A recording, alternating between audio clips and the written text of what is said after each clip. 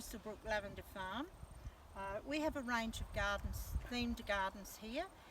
This is the rose garden. We're around about 40 roses in this. We have other places. We have a Mother's Memorial Rose Garden. We have another rose garden over there. Obviously we're in love with roses. And we have ground cover roses in our French Quarter, which we'll visit later on. Of course, I grew up with a mother who adored roses, so thus we have a rose garden. And I'm always putting roses inside, just like my mother did. These are our display gardens. Only we have commercial fields in other places. The majority of lavenders in these gardens here are the Lavender intermedia, and we have several different varieties. We use them for oil. They are eventually harvested and used for oil, and also hung and dried and used for potpourri. You can see that it's the end of the season, so there's no lavender. There's just the odd lavender head here and there. We're replanting because, of course, last year was a drought and a lot of our lavenders suffered. But some of them have survived and done quite well. We didn't think they would come back, but they have. And there's a few bushes with just some flowers that have come quite late in the season. So it's obviously during the lavender season you'll find a lot of people here, mostly to have their photograph taken in the lavender fields. The only lavender that's in season at the moment is the dentata. It's one that's been around for many years and probably the one that most people know. It's quite soft. We don't use it for anything commercially. It has an interesting dentate leaf, so it's quite easy to understand why it's called dentata. We have several plants. We mostly keep them just for display purposes, because they're in bloom at other times when the lavender isn't. The first few years we had no means of distilling the lavender we were growing, and after a couple of trips to France we looked at different types of still, and this is the old traditional still on which the standards were set for the different international standards for the oil. So we have a steam boiler here. The middle section's filled up with flower heads, and we have a cold water condenser here.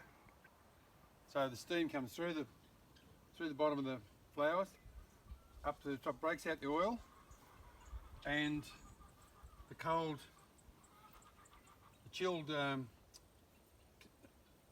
oil and condensed steam comes out here, which we collect in the Florentine flask, which doesn't have oil in it at the moment, but clearly the oil floats to the top, and we drain off the water, floral water, the hydrosol, and it's collected and stored for selling in the shop in pump containers. For the Japanese garden, we raised some Japanese black pines. A bit hard to get good specimens in Australia, so we grew these in the ground, then lifted them. Further around the garden, I can show you one that's it's a real classic. Here's one of the ones that was removed from the ground when it was about 3 years old, following the methods that the Japanese used to lift them, removing a fair bit of the soil mass with them. We didn't lose a single one that we lifted. They were, the trunks were about as thick as your wrist at the time when we lifted them, and we've had to style it year by year by year. This one's now due for another bit of a haircut to define the shape of it a bit better. It's meant to be viewed from the path when you come through here under the flowering cherries. Okay, we have a number of salvia gardens. This is just one of them. This, of course, is quite magic. It's called Red Harry, and it's once again colour themed. So we have red and white, this purple and red, and in the background, that's our small romantic garden, which is a new addition to the series of gardens that we have. Our big salvia gardens are down here, and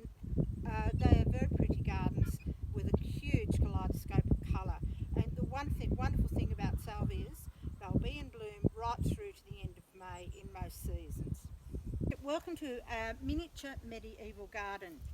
During many of our overseas trips, we visited a lot of these gardens because they contain a very interesting array of plants.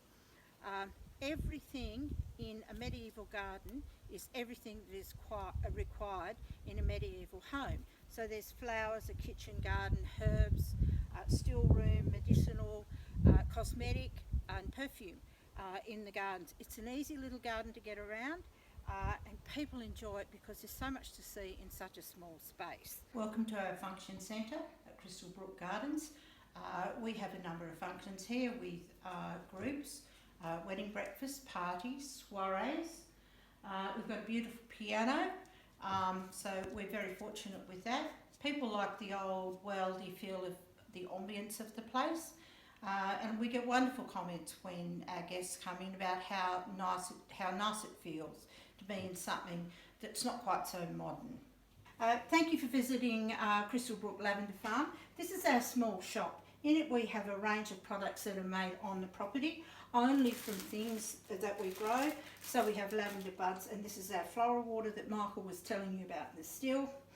Most of the products in here are Australian made. And we have an array of jams and chutneys and vinegars that we also make.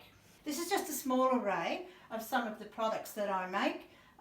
We have obviously some products made with lavender. Thank you for visiting us in our virtual tour. We look forward to seeing you in mid-January at our Lavender Herb and Chili Festival, when hopefully the lavender will be in bloom.